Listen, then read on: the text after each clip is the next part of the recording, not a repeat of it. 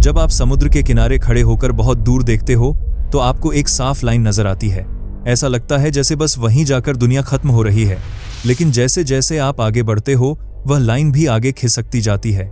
आप उसे देखते तो रह सकते हो लेकिन छू नहीं सकते। और यहीं से एक बहुत अजीब सवाल पैदा होता है, क्या यूनिवर्स भी ऐसा ही है? क्या जिसे हम उसका एज समझते हैं वह सच में उसका किनारा है भी, या सिर्फ हमारा कॉस्मिक होराइजन है, यानी वह सीमा जहां तक हम देख सकते हैं लेकिन जिसके आगे भी शायद बहुत कुछ मौजूद हो। अब आप सोच रहे होंगे कि यह सवाल इतना बड़ा क्यों है, क्योंकि अगर यूनिवर्स की शुरुआत बिग बैंग से हुई थी, अगर वह करीब 13.8 बिलियन साल से एक्सपैंड कर रहा है, तो कॉमन सेंस तो यही कहती है कि आज तक हमें उसका कोई न कोई किनारा दिख जाना चाहिए था। आखिर हर चीज की कोई लिमिट होती है, हर चीज का कोई शुरुआत और कोई अंत होता है। तो फिर यूनिवर्स के मामले में ऐसा क्यों नहीं हो रहा? और यही वह जगह है जहां हमारी सबसे बेसिक सोच हिलने लगती है। क्योंकि हो सकता है हम यूनिवर्स को गलत नजर से देख रहे हों, हो सकता है हम होराइजन को एज समझने की गलती कर रहे हों, और हो सकता है कि समस्या यूनिवर्स में नहीं हमारी सोच में हो। आज की वीडियो में हम इसी रहस्य को स्टेप बाय स्टेप आसान भाषा में समझेंगे। हम देखेंगे कि आखिर यूनिवर्स का कोई एज है भी या नहीं, क्यों एक्सपेंशन का मतलब हमेशा कोई बाउंड्री नहीं होता, और क्यों मॉडर्न कॉस्मोलॉजी हमें बार बार यह एहसास दिलाती है कि ब्रह्मांड हमारी कल्पना से कहीं ज्यादा अजीब है। और अगर आपको भी ऐसे स्पेस मिस्ट्रीज आसान भाषा में समझना पसंद है तो वीडियो को लाइक जरूर कर दीजिए, क्योंकि इससे पता चलता है कि आपको ऐसी डीप लेकिन सिंपल वीडियोस पसंद है। और चैनल को सब्सक्राइब कर लीजिए, क्योंकि आगे हम यूनिवर्स के ऐसे ही सबसे बड़े सवालों को एक एक करके खोलने वाले हैं। अब शुरू करते हैं सबसे पहले उस सिंपल सोच से जिसने हमें यह मानने पर मजबूर कर दिया कि यूनिवर्स का भी कोई ना कोई एज जरूर होना चाहिए। देखो, अगर कोई इंसान पहली बार यह सवाल सुने कि क्या यूनिवर्स का कोई एज है, तो उसका पहला जवाब लगभग हमेशा यही होगा, हाँ, होना तो चाहिए। और सच कहें तो यह सोच गलत भी नहीं लगती, क्योंकि हमारी पूरी जिंदगी इसी तरह की चीजों के बीच गुजरती है। हर सड़क कहीं ना कहीं जाकर खत्म होती है, हर नदी का कोई मुहाना होता है, हर कमरा, हर शहर, हर देश, हर चीज की कोई ना कोई सीमा होती है। हम जिस दुनिया में रहते हैं वहां बिना अंत जैसी चीज प्रैक्टिकली दिखाई ही नहीं देती। इसलिए जब हम यूनिवर्स के बारे में सोचते हैं तो हमारा दिमाग ऑटोमेटिकली उसी रूल को उस पर भी लगा देता है। अब आप सोच रहे होंगे कि इसमें गलती क्या है। गलती यह नहीं है कि हम ऐसा सोचते हैं, गलती यह है कि हम अपने रोजमर्रा के अनुभव को पूरे ब्रह्मांड पर लागू कर देते हैं, और यहीं से कंफ्यूजन शुरू होती है। हम नेचुरली यह मान लेते हैं कि अगर यूनिवर्स है तो उसका कोई बाहर भी होगा, अगर उसका आकार है तो कोई बाउंड्री भी होगी, अगर वह एक्सपैंड कर रहा है तो वह कहीं ना कहीं तक पहुंच रहा होगा, और अगर उसकी शुरुआत बिग बैंग से हुई थी तो कॉमन सेंस कहती है कि किसी शुरुआती पॉइंट से मैटर निकला होगा, बाहर की तरफ गया होगा, और इतने समय बाद उसकी कोई दूरी, कोई लिमिट, कोई किनारा तो बनना ही चाहिए। पहली नजर में यह बात बहुत लॉजिकल लगती है। सोचिए, अगर किसी कमरे के बीच में एक धमाका हो और टुकड़े हर दिशा में उड़ें, तो कुछ समय बाद वे एक सीमित एरिया में फैलेंगे। आप उनके बाहर खड़े होकर कह सकते हो, यहां तक मलबा आया, इसके आगे नहीं। यही इमेज हमारा दिमाग बिग बैंग के लिए भी बना लेता है। एक शुरुआती ब्लास्ट हुआ, सब कुछ बाहर की तरफ भागा, और अब यूनिवर्स फैल रहा है, इसलिए कहीं ना कहीं उसका आउटर रीजन होना चाहिए। लेकिन यहीं पर पहली बड़ी प्रॉब्लम शुरू होती है। यूनिवर्स का एक्सपेंशन किसी बॉम्ब ब्लास्ट जैसा है ही नहीं, और यही वह ट्विस्ट है जो पूरे टॉपिक को उलट देता है। क्योंकि बॉम्ब ब्लास्ट में क्या होता है, एक्सप्लोजन पहले से मौजूद स्पेस के अंदर होता है, यानी जगह पहले से वहां होती है, और उसके अंदर कोई चीज फटती है, फिर उसके टुकड़े उस जगह में फैलते हैं। लेकिन यूनिवर्स के केस में कहानी अलग है। यहाँ गैलेक्सीज किसी खाली स्पेस के अंदर उड़ती हुई चीजें नहीं हैं, यहाँ खुद स्पेस फैल रहा है। यह फर्क छोटा नहीं है, यही पूरा गेम बदल देता है। इसे आसान तरीके से समझो। मान लो एक बलून है और उसकी सतह पर आपने छोटे छोटे डॉट्स बना दिए। अब जब बलून फूलता है तो डॉट्स अपनी जगह से भाग नहीं रहे, वे बलून की सरफेस पर ही हैं। लेकिन सरफेस स्ट्रेच होने की वजह से डॉट्स के बीच की दूरी बढ़ती जाती है। अब अगर उन डॉट्स में से कोई एक सोचने लगे कि बाकी सब मुझसे दूर जा रहे हैं, तो उसे लगेगा कि शायद मैं किसी सेंटर पर हूं। लेकिन सच यह नहीं होगा। सच यह होगा कि पूरी सरफेस फैल रही है। मतलब गैलेक्सी स्पेस के अंदर तैरती हुई गोलियां नहीं हैं जो किसी सेंट्रल ब्लास्ट से बाहर भागी हों, बल्कि उनके बीच की दूरी इसलिए बढ़ रही है क्योंकि स्पेस इटसेल्फ स्ट्रेच हो रहा है। और अब यहाँ एक डेंजरस सवाल पैदा होता है। अगर स्पेस खुद फैल रहा है तो वह किसके अंदर फैल रहा है? क्या उसके बाहर भी कुछ है? और अगर बाहर कुछ नहीं है तो फैलना आखिर मतलब क्या रखता है? यही वह जगह है जहां कॉमन सेंस पहली बार टूटने लगती है। क्योंकि हमारा दिमाग हमेशा एक्सपेंशन को किसी खाली जगह में फैलने के रूप में समझता है। लेकिन कॉस्मोलॉजी हमें कहती है कि यूनिवर्स का एक्सपेंशन वैसा नहीं है जैसा हम रोजमर्रा की दुनिया में देखते हैं। यानी पहली बात जो हमें समझनी होगी वह यह है कि यूनिवर्स का एज होना जरूरी नहीं सिर्फ इसलिए क्योंकि हम हर चीज का एज देखने के आदी हैं। हो सकता है हमारी इंट्यूशन यहाँ फेल हो रही हो सकता है यूनिवर्स किसी कमरे, मैदान या एक्सप्लोजन डेब्री की तरह बिहेव ही न करता हो। और अगर ऐसा है तो फिर अगला सवाल और भी बड़ा हो जाता है। अगर गैलेक्सीज बस दूर जा रही हैं तो क्या कभी किसी साइंटिस्ट ने यह समझा कि यह पूरा सिस्टम एक्चुअली काम कैसे करता है? यहीं से हमें कहानी ले जानी पड़ेगी आइंस्टाइन और हबल की तरफ, क्योंकि एक्सपेंशन का असली मतलब समझना वहीं से शुरू होता है। अब यहां से कहानी थोड़ा पीछे जाती है, उस समय में जब साइंटिस्ट्स पहली बार यह समझने की कोशिश कर रहे थे कि पूरा यूनिवर्स एक्चुअली बिहेव कैसे करता है। क्योंकि आज हमें यह बात सामान्य लगती है कि यूनिवर्स एक्सपैंड हो रहा है, लेकिन एक समय ऐसा भी था जब लगभग सभी साइंटिस्ट मानते थे कि यूनिवर्स हमेशा से एक जैसा रहा है, न बड़ा हो रहा है न छोटा, बस हमेशा से मौजूद है और हमेशा ऐसा ही रहेगा। लेकिन साल 1915 में एक साइंटिस्ट ने इस सोच को हिला दिया। उसका नाम था एल्बर्ट आइंस्टाइन। आइंस्टाइन ने एक थियोरी दी जिसे आज हम जनरल रिलेटिविटी के नाम से जानते हैं। इस थियोरी ने ग्रेविटी को समझने का तरीका ही बदल दिया। पहले लोग सोचते थे कि ग्रेविटी बस एक फोर्स है जो ऑब्जेक्ट्स को एक दूसरे की तरफ खींचती है, लेकिन आइंस्टाइन ने कहा कि ग्रेविटी एक्चुअली स्पेस और टाइम के स्ट्रक्चर को मोड़ देती है। यानी जहां मैस होता है वहां स्पेस टाइम थोड़ा बेंड हो जाता है। अब आप सोच रहे होंगे कि इसका यूनिवर्स से क्या लेना देना है। यहीं पर सबसे इंटरेस्टिंग बात आती है। आइंस्टाइन की इक्वेशंस यह संकेत दे रही थीं कि अगर पूरा यूनिवर्स मैटर से भरा है तो स्पेस टाइम पूरी तरह स्टेबल नहीं रह सकता। वह या तो एक्सपैंड करेगा या फिर कॉन्ट्रैक्ट करेगा, यानी यूनिवर्स स्टैटिक रह ही नहीं सकता। लेकिन उस समय आइंस्टाइन खुद भी मानते थे कि यूनिवर्स स्थिर है, इसलिए उन्होंने अपनी इक्वेशंस में एक एक्स्ट्रा टर्म जोड़ दिया जिसे उन्होंने कहा कॉस्मोलॉजिकल कांस्टेंट। इसका काम था ग्रेविटी के इफेक्ट को बैलेंस करना ताकि यूनिवर्स स्टैटिक दिखाई दे। कई सालों तक साइंटिस्ट को लगा कि यही सही पिक्चर है, लेकिन फिर साल 1929 में एक डिस्कवरी हुई जिसने पूरी कहानी बदल दी। एक एस्ट्रोनॉमर थे एडविन हबल। उन्होंने दूर की गैलेक्सीज का ऑब्जर्वेशन किया और पाया कि लगभग हर गैलेक्सी हमसे दूर जा रही है। और सबसे हैरान करने वाली बात यह थी कि जितनी दूर गैलेक्सी होती थी वह उतनी ही तेजी से दूर जाती हुई दिखाई देती थी। अब जरा रुककर सोचिए, अगर यूनिवर्स के हर डायरेक्शन में गैलेक्सीज दूर जा रही हैं तो पहली नजर में ऐसा लगता है जैसे हम किसी बहुत पुराने एक्सप्लोजन के सेंटर में खड़े हैं, जैसे कोई ब्लास्ट हुआ हो और उसके टुकड़े हर दिशा में फैल रहे हों। यही वह जगह है जहां बहुत लोग बिग बैंग को एक बॉम्ब ब्लास्ट की तरह इमेजिन कर लेते हैं। लेकिन साइंटिस्ट्स ने जल्दी ही समझ लिया कि यह पिक्चर पूरी तरह सही नहीं है, क्योंकि अगर सच में ऐसा होता तो यूनिवर्स में किसी न किसी डायरेक्शन में हमें उस ब्लास्ट का सेंटर दिखाई देना चाहिए था, कोई ऐसी जगह जहां से सब कुछ शुरू हुआ हो। लेकिन आज तक ऐसा कोई सेंटर दिखाई नहीं देता। असल में हबल की डिस्कवरी का मतलब यह नहीं था कि गैलेक्सीज किसी सेंट्रल पॉइंट से उड़ रही हैं। इसका असली मतलब यह था कि गैलेक्सीज के बीच की डिस्टेंस बढ़ रही है, यानी पूरा स्पेस स्ट्रेच हो रहा है। इसे ऐसे समझो, मान लो आप एक बहुत बड़े मैदान में खड़े हो और आपके आसपास हजारों लोग अलग अलग दिशाओं में खड़े हैं। अचानक किसी वजह से पूरा मैदान ही फैलने लगे। लोग खुद भाग नहीं रहे, लेकिन जमीन खींचने की वजह से उनके बीच की दूरी बढ़ती जाती है। हर इंसान को यही लगेगा कि बाकी सब उससे दूर जा रहे हैं, लेकिन सच यह होगा कि कोई भी सेंटर पर नहीं है। असल में पूरी जमीन ही फैल रही है। यही चीज यूनिवर्स में हो रही है। गैलेक्सियां किसी खाली स्पेस में उड़ती हुई चीजें नहीं हैं, बल्कि स्पेस खुद फैल रहा है और उसी वजह से गैलेक्सियों के बीच की दूरी बढ़ती जा रही है। अब यहाँ एक बहुत जरूरी कॉन्सेप्ट समझना पड़ेगा, क्योंकि अब तक हमने जो सवाल पूछा था यूनिवर्स का एज कहाँ है, हो सकता है वह सवाल ही थोड़ा गलत हो। और इसका कारण है एक चीज जिसे साइंटिस्ट कहते हैं ऑब्जर्वेबल यूनिवर्स। देखो, यूनिवर्स जितना भी बड़ा हो सकता है, हम उसका सिर्फ वही हिस्सा देख सकते हैं जहां से रोशनी हमारे पास पहुंचने का समय पा चुकी है। रोशनी की स्पीड सीमित है और यूनिवर्स की उम्र करीब 13.8 बिलियन साल है। इसका मतलब साफ है, हम उससे ज्यादा दूर की चीजें देख ही नहीं सकते, जिनकी लाइट अभी तक हमारे पास पहुंची ही नहीं। यानी हम पूरे यूनिवर्स को नहीं देख रहे, हम सिर्फ उसका ऑब्जर्वेबल हिस्सा देख रहे हैं।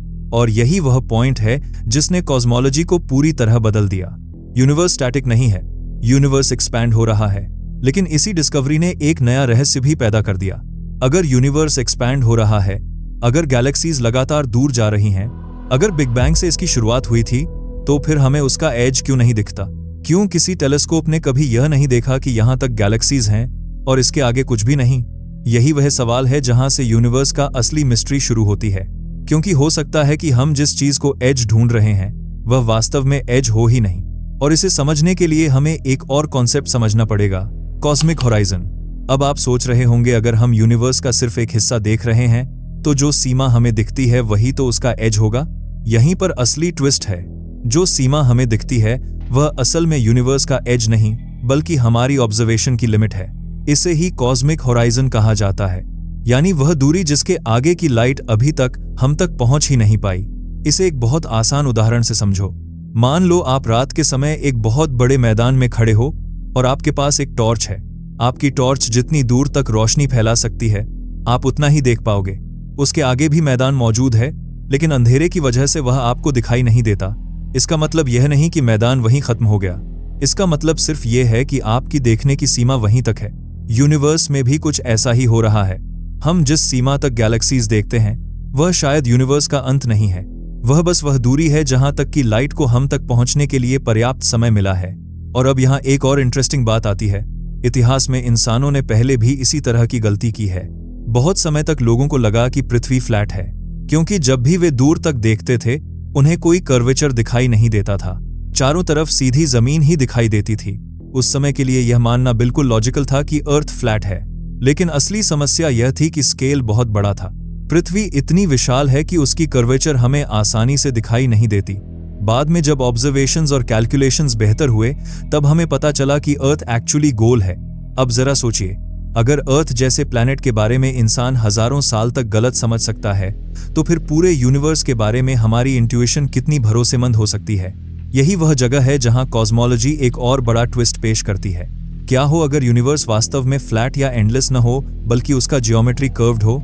मतलब यह कि अगर आप थियोरेटिकली यूनिवर्स में एक ही डायरेक्शन में लगातार ट्रैवल करते रहो तो बहुत लंबे समय बाद आप फिर उसी जगह वापस पहुंच सकते हो जहां से आपने शुरुआत की थी। बिल्कुल वैसे ही जैसे अर्थ की सरफेस पर होता है। आप सीधा चलते रहो और अंत में एक पूरा चक्कर लगाकर वापस शुरुआती जगह पर आ जाओ। इस सिचुएशन में यूनिवर्स का कोई ट्रेडिशनल एज होगा ही नहीं, क्योंकि अगर स्पेस खुद कर्व्ड है तो उसका अंत किसी दीवार की तरह नहीं होगा। वह बस लगातार आगे बढ़ता रहेगा और शायद अंत में खुद से ही जुड़ जाएगा।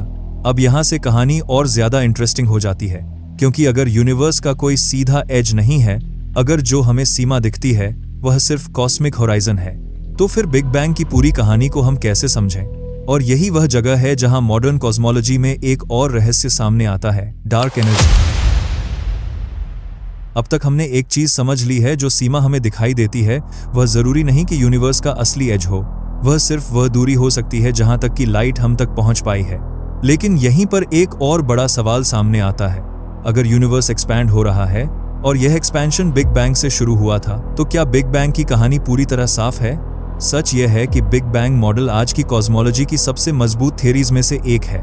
इसके पास कई स्ट्रॉन्ग ऑब्जर्वेशंस का सपोर्ट है, गैलेक्सीज का दूर जाना, यूनिवर्स का एक्सपेंशन और सबसे महत्वपूर्ण कॉस्मिक माइक्रोवेव बैकग्राउंड। यह रेडिएशन लगभग हर दिशा में बहुत समान दिखाई देती है। चाहे आप आकाश के किसी भी हिस्से की तरफ टेलीस्कोप घुमाओ, टेम्परेचर में फर्क बहुत ही मामूली होता है। अब आप सोच रहे होंगे कि इसमें समस्या क्या है।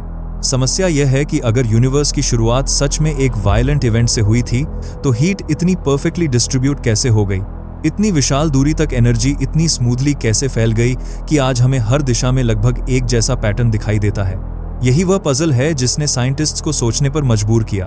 और फिर कहानी में एक और ट्विस्ट आया। साल 1998 में एस्ट्रोनॉमर्स डिस्टेंट सुपरनोवे का ऑब्जर्वेशन कर रहे थे। उनका मकसद यह समझना था कि यूनिवर्स का एक्सपेंशन समय के साथ धीमा हो रहा है या नहीं, क्योंकि कॉमन सेंस ये कहती थी कि ग्रेविटी धीरे धीरे एक्सपेंशन को धीमा कर देगी। लेकिन जो रिजल्ट मिला उसने सबको चौंका दिया। यूनिवर्स का एक्सपेंशन धीमा नहीं हो रहा था बल्कि तेज हो रहा था। यानी गैलेक्सी सिर्फ दूर नहीं जा रही थी बल्कि समय के साथ और तेजी से दूर जा रही थी। इसका मतलब साफ था, यूनिवर्स में कोई ऐसी चीज मौजूद है जो ग्रेविटी के ऑपोजिट काम कर रही है और स्पेस को लगातार फैलने के लिए पुश कर रही है। साइंटिस्ट्स ने इस रहस्यमय चीज को नाम दिया डार्क एनर्जी। आज के ऑब्जर्वेशंस के अनुसार यूनिवर्स का लगभग 70% हिस्सा डार्क एनर्जी से बना हुआ है।